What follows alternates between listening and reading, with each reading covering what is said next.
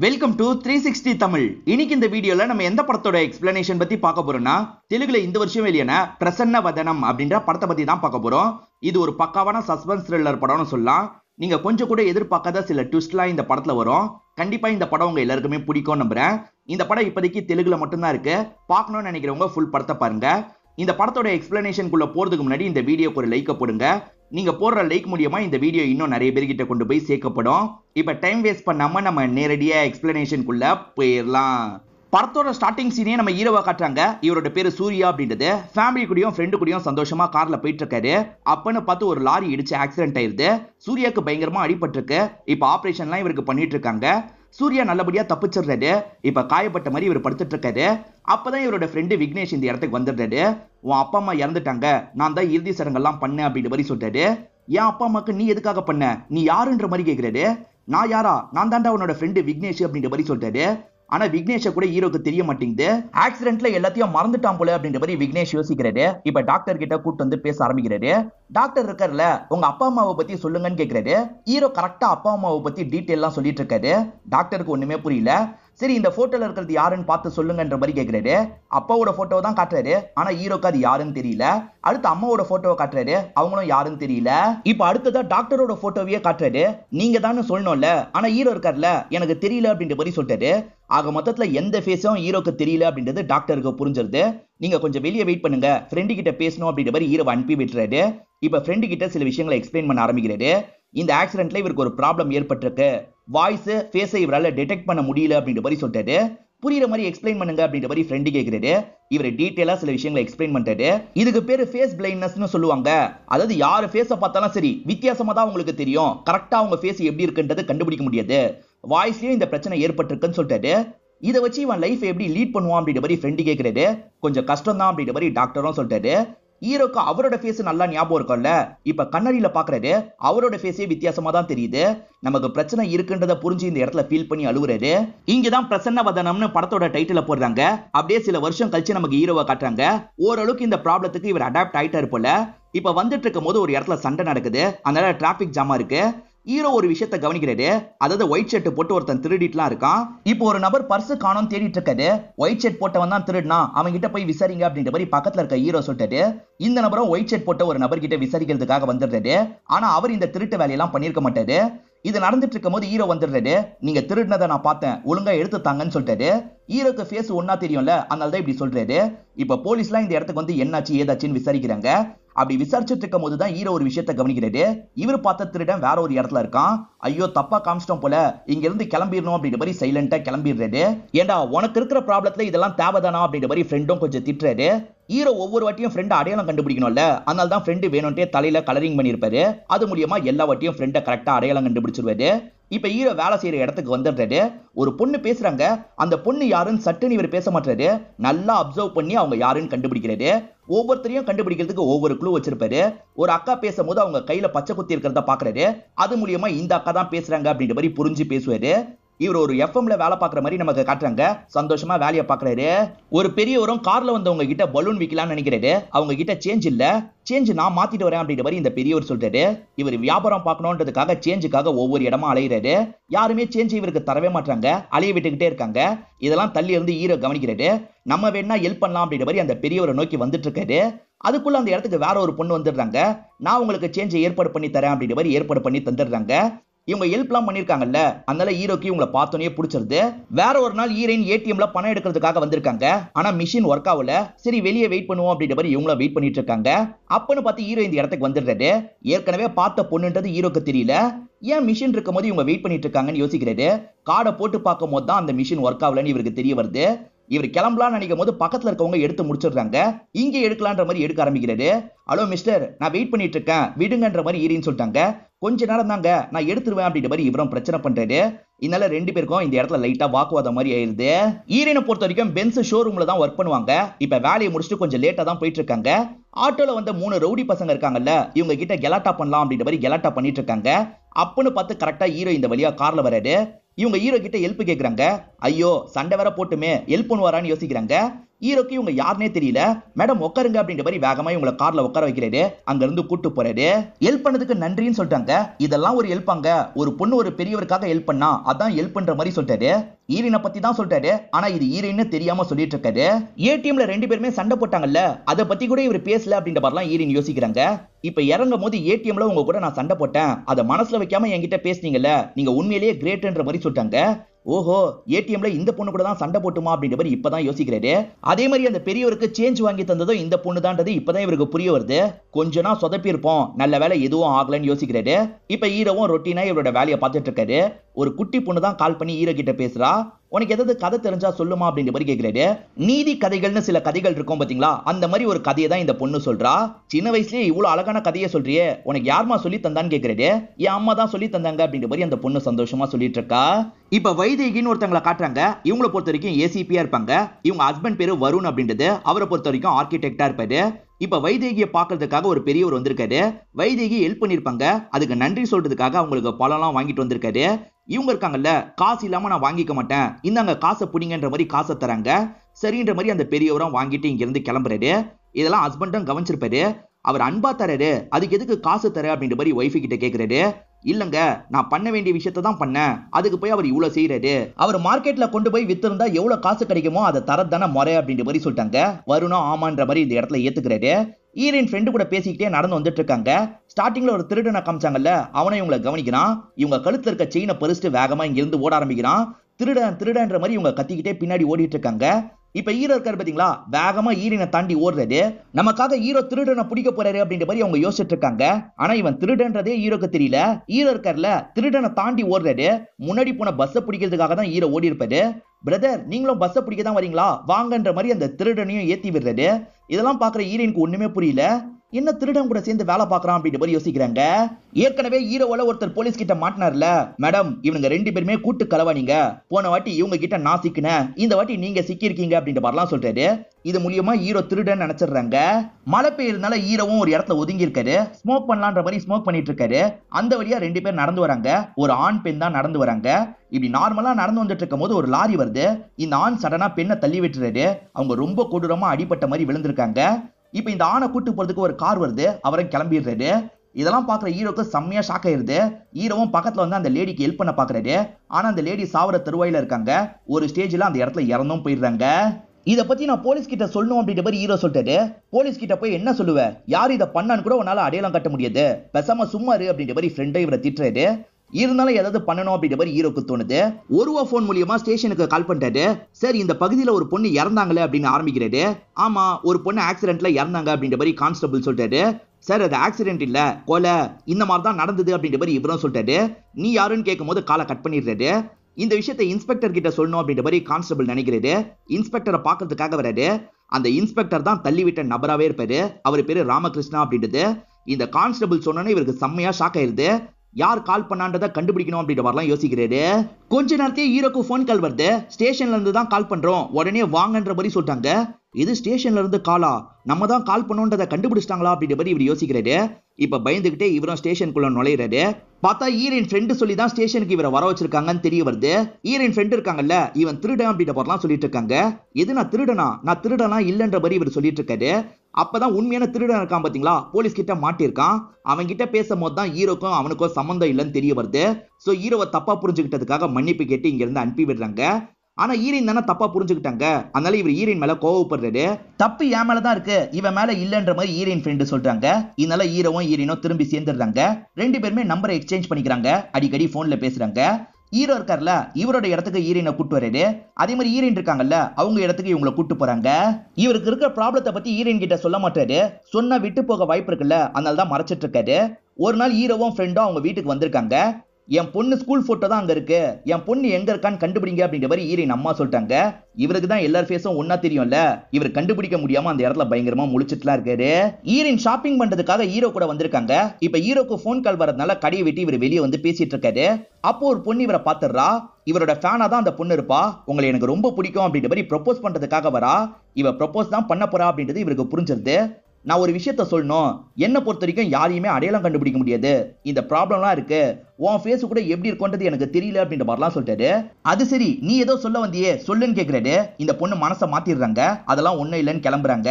அந்த பொண்ணோட மனசை மாத்த வைக்கிறதுக்காக தான் இந்த மாதிரி இவர் சொல்லியிருப்பாரு. ஆனா இவர் சொன்ன விஷயத்தெல்லாம் ஹீரோயின் கேட்டுறாங்க. அப்ப இவ்வளவு நாள் என்கிட்ட மறைச்சிருக்கியா அப்படின்ற மாதிரி பயங்கரமா கோவப்படுறாங்க. இவர் சாரி சொல்லிட்டாரு, ஆனா கண்டுக்காம கிளம்பி போயிடுறாங்க. ஹீரோ கால் பண்ணாரு பாத்தீங்களா, அந்த இடத்துக்கு ராமகிருஷ்ணா வந்துடுறாரு. கால் பண்ணது யாருன்னு கண்டுபிடிக்கணும்னு நினைக்கிறாரு. எதிர சிசிடிவி இருக்கு, அது மூலியமா பாக்குறாரு. ஆனா ஹீரோவோ ஒரு ஸ்கூல் பஸ் மறைச்சிருது, அதனால யாருன்றது இவருக்கு தெரியல. ஹீரோ கிளம்பி போகும்போது கார் தெரியுது, 3 நம்பர் மட்டும் தெரியுது, அதை வச்சு கண்டுபிடிக்கணும்னு யோசிக்கிறாரு. ஹீரோயின் கோவமா கிளம்பி போனாங்கல்ல, அதுக்காக ஹீரோ கிட்ட சாரி கேக்குறாங்க. இவ்வளவு நாள் நீ மறைச்சதும் தப்பு, நீயும் சாரி கேளுன்னு சொல்றாங்க. இவரும் சாரின்னு கேக்குறாரு. இன்னமும் இவங்க 2 பேருமே ஃப்ரெண்ட்ஸ் மாதிரி தான் பழகிட்டு இருக்காங்க. ஹீரோ படம்லாம் பார்க்க மாட்டேன்ற மாதிரி சொல்லியிருப்பாரு. அதுக்கான காரணம் இப்பதான் உங்களுக்கு புரியுது. ஏன்னா எல்லார் ஃபேஸும் ஒரே மாதிரி தெரியும்ல, இவரால படம்லாம் பார்க்க முடியாது. ராமகிருஷ்ணா இருக்காரு பாத்தீங்களா, கார் நம்பர் மூலியமா வீட்டை கண்டுபிடிச்சு வந்துடுறாரு.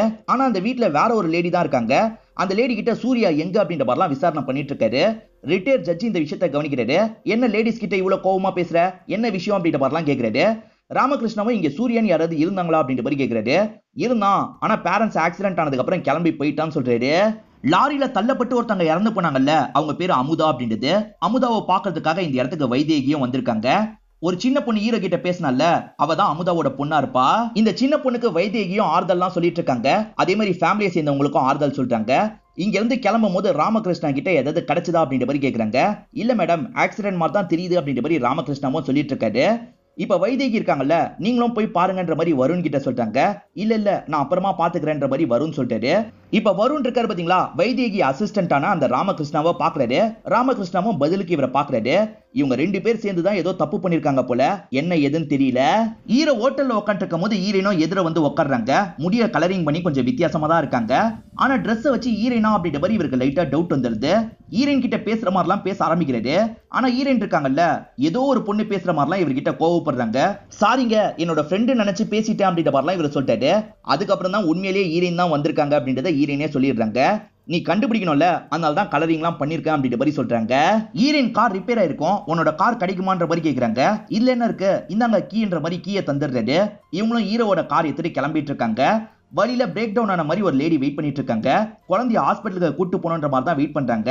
இதை பாக்குற ஹீரோயின் இருக்காங்கல்ல, நான் டிராப் பண்ணிடுறேன், வண்டியில ஏறுங்க அப்படின்ற மாதிரி ஏத்திக்கிறாங்க.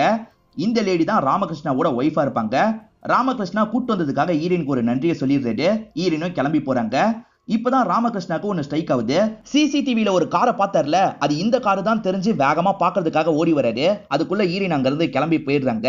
ஹீரோயினை பத்தி ஏதாவது தெரியுமா அப்படின்ற மாதிரி கேக்குறாரு. இல்லங்க, லிப்ட் தான் தந்தாங்க, எதுவுமே எனக்கு தெரியாது அப்படின்ற மாதிரி சொல்லிட்டாங்க. இவர் யோசிச்சு பாக்குறாரு. அவங்க பென்ஸ் சிம்பிள் மாட்டி இருந்தது இவருக்கு தெரியுது. பென்ஸ் ஷோரூம்ல தான் வேலை பாக்குறா போலன்னு யோசிக்கிறாரு. உடனே பக்கத்துல இருக்க ஷோரூம் வந்துடுறாரு. காரை பாக்குற மாதிரி ஹீரோயின் எங்கன்னு தேடுறாரு. ஒரு ஸ்டேஜ்ல ஹீரோயினை கண்டுபிடிச்சிடுறாரு. அப்பதான் ஹீரோவும் கார் சாவியை வாங்கிட்டு போறதுக்காக வந்திருக்காரு. ஓஹோ, இவனோட கார் தானா அப்படின்ற மாதிரி ராமகிருஷ்ணா கவனிக்கிறாரு. ஹீரோ ஷாப்பிங்லாம் முடிச்சுட்டு நைட்டு வீட்டுக்கு வராரு. ராமகிருஷ்ணா என்ன பண்றாருன்னா, இவரோட முகத்தை ஒரு மாஸ்க வச்சு மறைச்சுக்கிறாரு. ஹீரோவை லாக் பண்ணி அடி அடின்னு அடிச்சிட்டு இருக்காரு. அந்த இடத்துல வேலை பார்க்குற ஆட்கள்லாம் யாரு சண்டை போடுறா அப்படின்ற மாதிரி இந்த இடத்த நோக்கி ஓடி வராங்க. இதனால ராமகிருஷ்ணாவும் வேகமா இங்க இருந்து கிளம்பிடுறாரு. வருண் இருக்காரு பாத்தீங்களா, இப்பதான் அமுதாவோட ஃபேமிலியை பாக்குறதுக்காக வந்திருக்காரு. ஃபேமிலிக்கு ஆறுதல் சொல்ற மாதிரிலாம் பேசுறாரு. ஏன்னா அந்த அமுதா இவர்கிட்ட தான் வேலை எல்லாம் பார்த்திருப்பாங்க. நஷ்டஈடா இந்த காசை வச்சுக்கோங்க அப்படின்ற மாதிரி கொஞ்சம் காசை தந்துட்டு இங்க இருந்து கிளம்புறாரு. ஹீரோவும் யார் அடிச்சா அப்படின்ற மாதிரிலாம் யோசிச்சுட்டு இருக்காரு. இப்ப மாடியில இருந்து கீழே கவனிக்கிறாரு. நிறைய பேர் இவரையே பார்த்துட்டு இருக்க மாதிரி இவருக்கு தோணுது. இதனால ஹீரோக்கு இந்த இடத்துல ரொம்ப பயம் வருது. உடனே ஸ்டேஷன்ல போய் கம்ப்ளைண்ட் மாதிரி கொடுக்கணும்னு யோசிக்கிறாரு. ஹீரோவும் கம்ப்ளைண்ட் கொடுக்கறதுக்காக ஸ்டேஷனுக்கு வந்துடுறாரு. என்ன விஷயம் அப்படின்ற மாதிரிலாம் கான்ஸ்டபிள் கேட்கிறாரு. நான் எஸ்ஐயை பார்த்து தான் பேசணும்னு இவர் சொல்றாரு. சரி வெயிட் பண்ணுங்கன்னு கான்ஸ்டபிள் சொல்றாரு. எஸ்ஐ இருக்காரு பாத்தீங்களா, ஏசிபி கூட தான் டிஸ்கஸ்லாம் பண்ணிட்டு இருக்காரு. இந்த இடத்துல வருணும் இருக்காரு. சேர்ந்து சாப்பிடலான்னு ஏசிபி சொல்றாங்க. சரின்ற மாதிரி 3 பேருமே சாப்பிட்டுட்டு இருக்காங்க. அமுதாவோட கேஸை க்ளோஸ் பண்ணியாச்சா அப்படின்ற மாதிரி வருண் கேக்குறாரு. இன்னும் க்ளோஸ் பண்ணல, விசாரணை போயிட்டு தான் இருக்குன்ற மாதிரி வைதேகி சொல்றாங்க. அப்படியா, சரி சரின்ற மாதிரி இவர் ஏத்துக்கிறாரு. சாப்பிட்டு இருக்கும் போதுதான் ஹீரோ வெளியே வெயிட் பண்ணிட்டு இருக்கிறத ராமகிருஷ்ணா கவனிக்கிறாரு. இவன் என்ன பண்ணிட்டு இருக்கான்ற மாதிரிலாம் ஷாக் ஆகுறாரு. இப்ப வேகமா இந்த இடத்துல சாப்பிட ஆரம்பிக்கிறாரு. ஏன் இவ்வளவு வேகமா சாப்பிடுறீங்க, பொறுமையா சாப்பிடுங்க அப்படின்ற மாதிரி வைதேகி சொல்றாங்க. வேலை இருக்கு மேடம் அப்படின்ற மாதிரி சாப்பிட்டு முடிச்சுட்டு இவர் வெளியே வந்துடுறாரு. ஹீரோ எங்கன்னு தேடுறாரு. ஹீரோ அதுக்குள்ள காணாம போயிடுறாரு. அதுக்குள்ள எங்க போனோம் அப்படின்ற மாதிரிலாம் இவர் யோசிச்சுட்டு இருக்காரு. ஹீரோ கை கழுவுறதுக்காக தான் வெளியே வந்திருப்பாரு. அப்படி கை கழுவிட்டு இருக்கும் போதுதான் போன் பேசிட்டு இருக்க ஏசிபியை கவனிக்கிறாரு. என்ன விஷயம் அப்படின்ற மாதிரி அவங்க கேக்குறாங்க. இவரை ஏசிபின்னு தெரிஞ்சோன்னா இவங்க கிட்டயே சொல்லிடலாம் அப்படின்ற மாதிரிலாம் இந்த இடத்துல யோசிக்க ஆரம்பிக்கிறாரு. ஹீரோ கொஞ்ச நேரத்துக்கு முன்னாடி ஒரு இடத்துல இருந்தாரு பாத்தீங்களா, அந்த இடத்துக்கு இப்பதான் ராமகிருஷ்ணன் வராரு. ஆனா ஹீரோ அந்த இடத்துலயும் காணாம போயிருக்காரு. ஏசிபி கிட்ட உட்காந்துதான் இப்ப பேசிட்டு இருக்காரு. நடந்த விஷயத்த ஸ்டார்டிங்ல இருந்தே சொல்லிட்டு இருக்காரு. யாரு தள்ளி விட்டா அப்படின்ற மாதிரி ஏசிபி கேக்குறாங்க. ஹீரோவும் இவரோட ப்ராப்ளத்தை பத்தி சொல்லிட்டாரு. அதனால ஃபேஸ் எனக்கு தெரியாதுன்னு சொல்லிட்டாரு. ஆனா அவன் கூட சேர்ந்து வேற யாரோ வேலை பார்த்திருக்காங்க, ஏன்னா கார்ல யாரோ கூட்டு போனதை நான் பார்த்தேன் அப்படின்ற மாதிரி சொல்லிட்டாரு. ஹீரோக்கு அட்டாக் நடந்தது பாத்தீங்களா, அந்த அட்டாக் அப்ப சட்டியை பிச்சிருப்பாரு. உள்ள ஒரு பெரிய மச்சம் இருக்கிறத கவனிச்சிருப்பாரு. மேடம் அவனுக்கு பெரிய மச்சம் இருந்தது, இதை நான் பார்த்தேன் அப்படின்ற மாதிரி சொல்லிட்டாரு. நீங்க கவலைப்படாம போயிட்டு வாங்க, சீக்கிரமே நான் குற்றவாளியை பிடிச்சிடுறேன் அப்படின்ற மாதிரி இவங்களும் ஹீரோவை அனுப்பி வச்சிடுறாங்க. நெஞ்சில பெரிய மச்சம் இருக்கிறதா சொன்னாரு பாத்தீங்களா, அதை பத்தி இவங்க யோசிச்சுட்டு இருக்காங்க. இப்ப ராமகிருஷ்ணாவை பார்க்கணும் அப்படின்ற மாதிரி தேடி வந்துட்டு இருக்காங்க. அவர் ஒரு இடத்துல பதட்டமா ஸ்மோக் பண்ணிட்டு இருக்காரு. வந்தவங்க பலார்னு கண்ணத்திலேயே ஒரு அறை விடுறாங்க. இவர் தான் குற்றவாளின்னு கண்டுபிடிச்சிட்டாங்கன்னு நினைச்சா அதுதான் கிடையாது. ஏன்டா இப்படி சொதப்புன அப்படின்ற மாதிரி கேக்குறாங்க. ஆக்சுவலா நடந்த விஷயம் என்னன்னு பாத்தீங்கன்னா, ராமகிருஷ்ணா தள்ளி விட்டாரு பாத்தீங்களா, கார்ல கூட்டு போக வந்ததே இவங்களா தான் இருப்பாங்க. 2 பேர் சேர்ந்து தான் கிளம்பி இருப்பாங்க. அவன் கதையை சீக்கிரமா முடுறான்னா ஏன் வரைக்கும் வர வச்சிட்டல அப்படின்ற மாதிரிலாம் வைதேகி இவரை போட்டு பயங்கரமா இந்த இடத்துல திட்டிட்டு இருக்காங்க.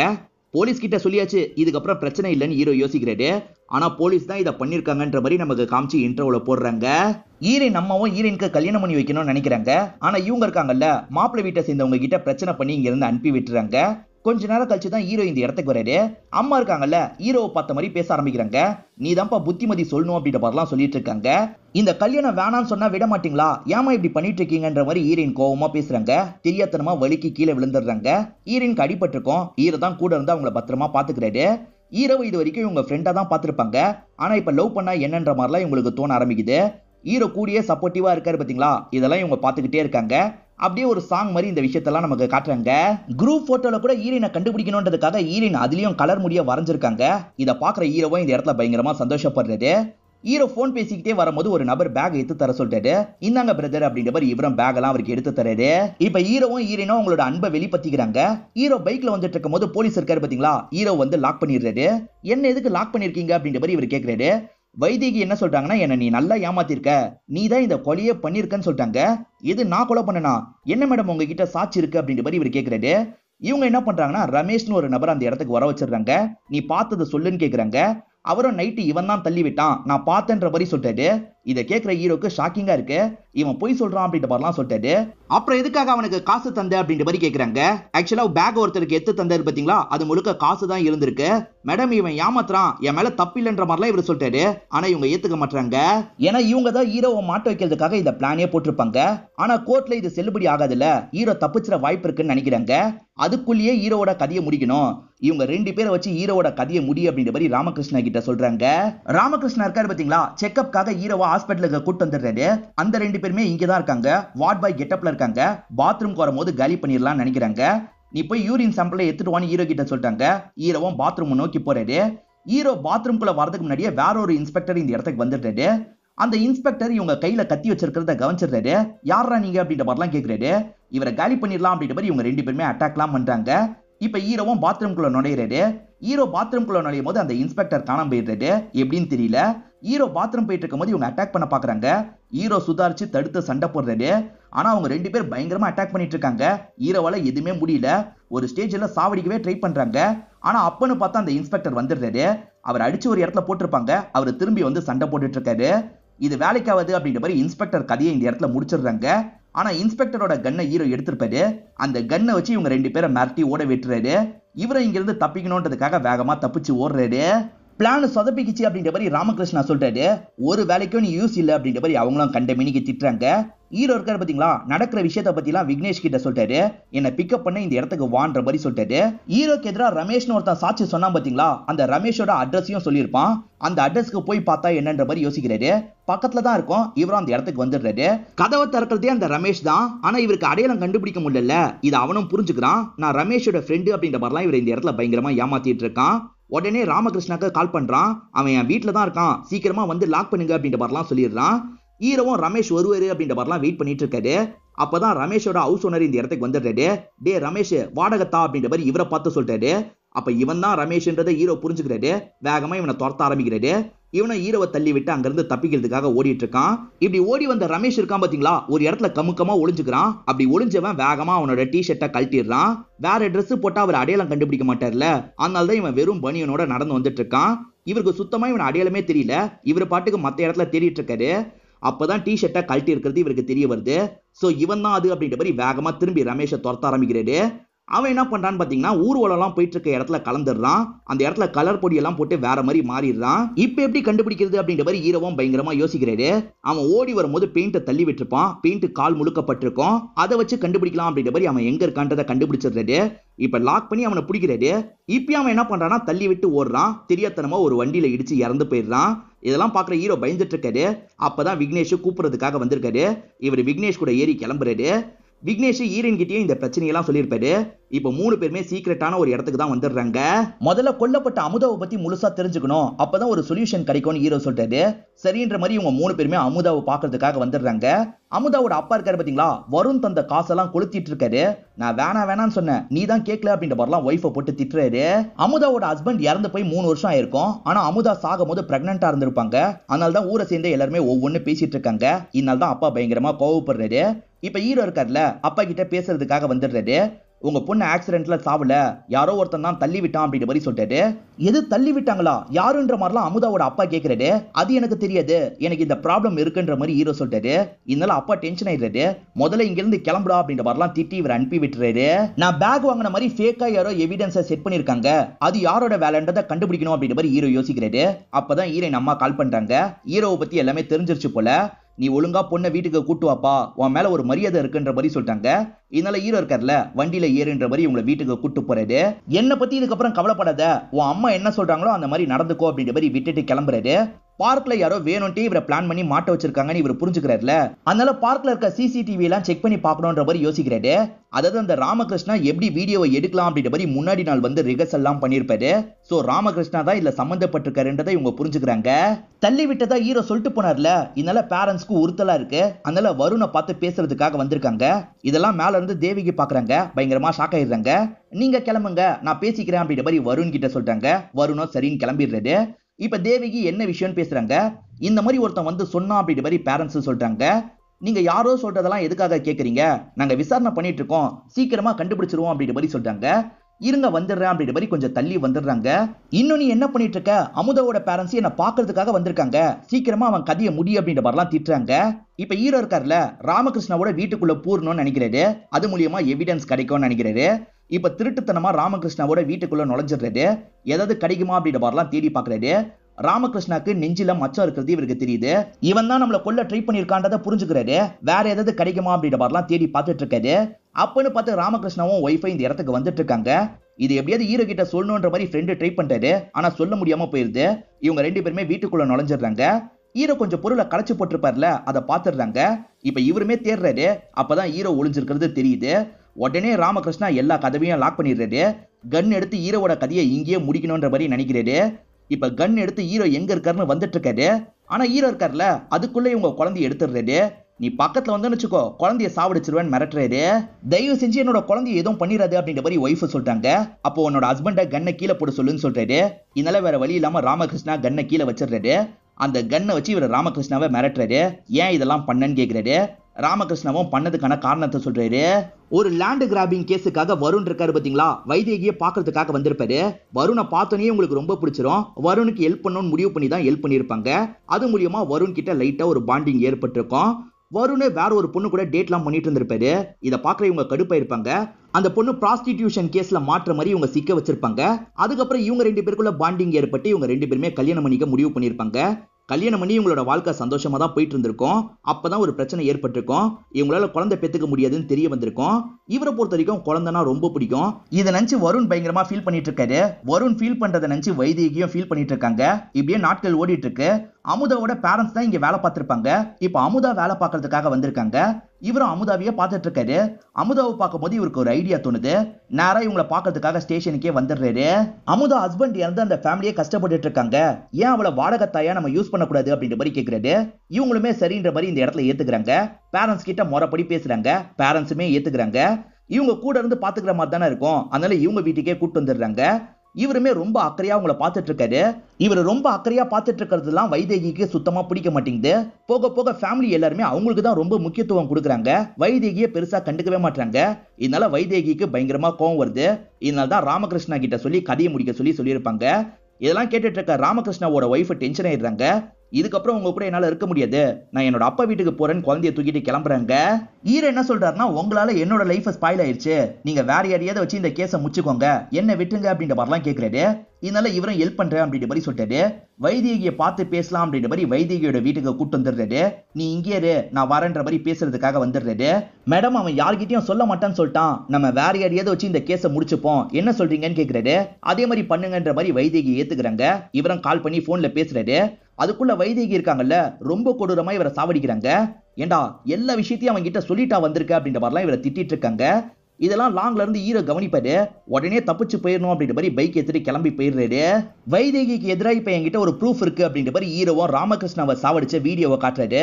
இதை வச்சு அவளை எக்ஸ்போஸ் பண்ணும், இவளை விட பெரிய ஆபீசர் கிட்ட இந்த விஷயத்த கொண்டு போகணும் அப்படின்ற மாதிரிலாம் சொல்லிட்டு இருக்காரு. இதெல்லாம் கேட்கிற ஃப்ரெண்ட் இருக்கார்ல, ஈரின் நாளைக்கு மும்பைக்கு கிளம்ப போறா, நீ அதுக்குள்ள போய் பாருன்ற மாதிரி சொல்லிட்டாரு. இதுக்கப்புறம் அவளை நான் பாக்குறது சரி இருக்காது, நாளை பின்ன எங்களுக்கு ஒரு குழந்தை பிறந்தா கூட அந்த குழந்தை எப்படி இருக்கும்னு கூட என்னால பார்க்க முடியாது, அவ வேற யாரையாவது கல்யாணம் பண்ணிட்டு சந்தோஷமா இருக்கட்டும் அப்படின்ற மாதிரிலாம் ஃபீலிங்கா பேசுறாரு. அம்மா இருக்காங்கல்ல, பொண்ணு மும்பைக்கு டாக்ஸி ஏத்தி அனுப்பி வைக்கிறாங்க. இந்த விஷயத்தெல்லாம் ஏசிபி கிட்ட ஆட்களா இருக்காங்கல்ல, அவங்க 2 பேர் வாட்ச் பண்ணிட்டு இருக்காங்க. ஏசிபிக்கு மேல இருக்க ஆபீசர் ஒரு ஃபங்க்ஷனுக்காக வந்திருக்காரு. மச்சான், அவர் ஃபங்க்ஷன்ல தான் இருக்காரு, நீ வந்து சொல்லிருன்னு சொல்லிட்டாரு. சரின்ற மாதிரி ஹீரோவும் அந்த இடத்த நோக்கி நடந்துட்டு இருக்காரு. அப்பன்னு பார்த்து ஹீரோயின் இந்த இடத்துக்கு வந்துடுறாங்க. நீ எதுக்காக வந்த, முதல்ல கிளம்பு அப்படின்ற மாதிரி இவரும் நடக்க ஆரம்பிக்கிறாரு. அப்படி இவர் கிளம்பும் போது ஹீரோயினா ஆட்கள் வந்து தூக்கிட்டு போயிடுறாங்க. இவர் கண் முன்னாடியே தூக்கிட்டு போனதுனால இவரும் ஷாக் ஆயிடுறாரு. எப்படியாவது ஹீரோயினை காப்பாற்றணும் அப்படின்ற மாதிரி பைக் எடுத்துட்டு ஃபாலோ பண்ண ஆரம்பிக்கிறாரு. ஈரின் இன்னும் டாக்ஸில தான் போயிட்டு இருக்காங்கன்ற மாதிரி நமக்கு காட்டுறாங்க. அப்ப அங்க வந்தது யாருன்ற மாதிரி உங்களுக்கு ஒரு கேள்வி வரும். ஏசிபி இருக்காங்கல்ல, முடிய கலரிங் பண்ணி அந்த இடத்துக்கு வந்திருப்பாங்க. தனியா வர வச்சு ஹீரோவோட கதையை முடிக்கிறது தான் பிளான். ஹீரோவும் காரை ஃபாலோ பண்ணிக்கிட்டே வந்துட்டு இருக்காரு. ஏசிபி அந்த 2 பேர்கிட்ட இருந்து தப்பிச்சு வந்த மாதிரிலாம் நடிச்சிட்டு இருக்காங்க. இவர் சந்தோஷமா ஓடி வந்து இவங்களை கட்டிப்பிடிக்க பாக்குறாரு. இவங்களுமே கட்டிப்பிடிக்கும் போது கத்தியால குத்திரலாம் நினைக்கிறாங்க. ஆனா மாடியில இருந்து சில ஆட்கள் கவனிக்கிறாங்க. அதனால இப்ப குத்த முடியாதுன்ற மாதிரி நிறுத்திடுறாங்க. வைதேகி யோசிக்கும் போது கையை ஒரு மாதிரி பண்ணிட்டு இருப்பாங்க. அதே மாதிரிதான் இப்பயும் பண்ணிட்டு இருக்காங்க. இது ஈரின் இல்ல, வைதேகி போல அப்படின்ற மாதிரி இவருக்கு லைட்டா டவுட் வந்துருது. இப்ப லைட்டா ஹீரோ இந்த இடத்துல பயந்துட்டு தான் இருக்காரு. 2 பேருமே சேர்ந்த மாதிரி ஆட்டோல போயிட்டு இருக்காங்க. ஈரின் மாதிரியே நம்ப வச்சு ஒரு இடத்துக்கு கூட்டு போய் கதையை முடிக்கணும் அப்படின்ற மாதிரி ஏசிபி யோசிக்கிறாங்க. அப்பன்னு பார்த்து ஈரின் இருக்காங்கல்ல, ஹீரோக்கு கால் பண்ணிடுறாங்க. ஈரின் கிட்ட இருந்து கால் வரது தெரிஞ்சோன்னா இவர் கன்ஃபார்ம் பண்ணி வேகமா இங்க இருந்து ஓட ஆரம்பிக்கிறாரு. இப்போ ஒரு ஃபேக்டரிக்குள்ள நுழைஞ்சுதான் ஓடிட்டு இருக்காரு. விடக்கூடாது, இங்க வச்சே கதையை முடிக்கணும் அப்படின்ற மாதிரி ஏசிபியும் பின்னாடியே ஓடிட்டு இருக்காங்க. ஹீரோ அந்த ஃபேக்டரிக்குள்ள ஓடினதை ஈரின் பார்த்திருப்பாங்க. இங்க என்ன பண்ணிட்டு இருக்கான் போய் பார்க்கணும் அப்படின்ற மாதிரி ஈரினும் இறங்கி அந்த இடத்துக்கு வந்துடுறாங்க. ஈரின் எதிர வராங்க. ஆனா ஹீரோ ஏசிபி தான் வராங்கன்னு நினைச்சு ஒரு கிளாஸ் எடுத்து மண்டிலேயே அடிச்சிடுறாரு. ஈரின் காயப்பட்ட மாதிரி விழுந்துடுறாங்க. கொஞ்சம் தள்ளி ஓடும் போது ஏசிபி அந்த இடத்த வராங்க. அப்ப இதுக்கு முன்னாடி அடிச்சது ஈரின் போல அப்படின்ற மாதிரி இவர் யோசிக்கிறாரு. அந்த 2 ஆட்களும் வராங்க. அந்த 2 ஆட்களையும் போட்டு பயங்கரமா அடிக்கிறாரு. இப்ப அடிச்சதுக்காக ஈரின் கிட்ட சாரி கேட்டு கட்டி பிடிச்சிடுறாரு. இதெல்லாம் தள்ளி இருந்து ஏசிபி பாக்குறாங்க. அவரை குழப்பணுன்றதுக்காக வேணும்ட்டே இவங்களும் தலையில காயப்பட்ட மாதிரி மாறிடுறாங்க. அவரை குழப்பறதுக்காக வேணும்ட்டே சுத்த விட்டுறாங்க. இப்ப அடியால ஒருத்தன் ஏசிபி கழுத்துல தான் கத்தி வச்சிருக்கான். ஆனா ஈரன் இவர் நினைக்கிறாரு, காப்பாத்தணுன்ற மாதிரி பக்கத்துல வராரு. இதுதான் கேப்ன்ற மாதிரி ஏசிபி அட்டாக் பண்றாங்க. இந்த மாதிரி ஏமாத்தி ஹீரோவை அட்டாக் பண்றாங்க. அதை மீறியும் ஹீரோ அந்த 2 பேரை காலி பண்ணிடுறாரு. இப்ப ஹீரோ கையில கன்னு மாட்டிருது. இவங்க 2 பேருமே ஹீரோக்கு பக்கத்துல வந்துடுறாங்க. 2 பேருமே நான் தான் ஹீரோன்னு சொல்றாங்க. ஆனா இதுல ஏசிபி யாருன்னு கண்டுபிடிக்கணும்னு இவர் யோசிக்கிறாரு. யாரை ஷூட் பண்றதுன்னு தெரியாம முழிச்சிட்டு இருக்காரு. ஸ்டார்டிங் அந்த சின்ன பொண்ணு ஒரு நீதி கதையை சொன்னா பாத்தீங்களா, உண்மையிலேயே யாரு நம்ம மேல பாசம் வச்சிருக்காங்களோ அவங்க தான் நமக்கு ஏதாவது ஆச்சுன்னா துடிப்பாங்க அப்படின்ற மாதிரி சொல்லியிருப்பா. அதை நம்ம செக் பண்ணோம் அப்படின்ற மாதிரி இவர் என்ன பண்றாருன்னா இவரையே ஷூட் பண்ணிக்கிறாரு. ஈரின் மட்டும் தான் ஹீரோக்கு என்னாச்சு ஏதாச்சுலாம் வேகமா பக்கத்துல ஓடி வந்து பார்க்க ட்ரை பண்றாங்க. ஆனா ஏசிபி இருக்காங்கல்ல, இதான் சான்ஸ், இவன் கதையை முடிக்கணும்ன்ற மாதிரி ஒரு பொருள் எடுத்து அட்டாக் பண்ண பாக்குறாங்க. இவங்க தான் ஏசிபின்றதை அவர் கன்ஃபார்ம் பண்ணிடுறாரு. அவங்க நெருங்கி வரதுக்குள்ள கன் எடுத்து அவங்கள ஷூட் பண்ணிடுறாரு. இந்த கதையெல்லாம் உனக்கு யாருமா சொல்லி கொடுத்தா? என் அம்மா தான் சொல்லி கொடுத்தாங்க அப்படின்ற மாதிரி அந்த பொண்ணு சொன்னா பாத்தீங்களா. இப்ப ஹீரோ அந்த விஷயத்தெல்லாம் யோசிச்சு பார்த்துக்கிட்டே மயங்கிறத நமக்கு காட்டுறாங்க. ஹீரோ பொழைச்சிடுறாரு, ஹீரோயின் கூட சேர்ந்துடுறாரு. இதோட நமக்கு படத்தை முடிச்சிடுறாங்க. அந்த ஏசிபி ராமகிருஷ்ணா இறந்து போன மாதிரி தான். இந்த படம் உங்க எல்லாருக்குமே பிடிச்சிருக்கோம் நம்புறேன். இந்த வீடியோ உங்களுக்கு பிடிச்சிருந்ததுன்னா லைக் பண்ணுங்க, கமெண்ட் பண்ணுங்க, மறக்காம 360 தமிழ் சேனலை சப்ஸ்கிரைப் பண்ணுங்க. தொடர்ச்சியா இந்த மாதிரி வீடியோக்கள் வந்துகிட்டே தான் இருக்கும்.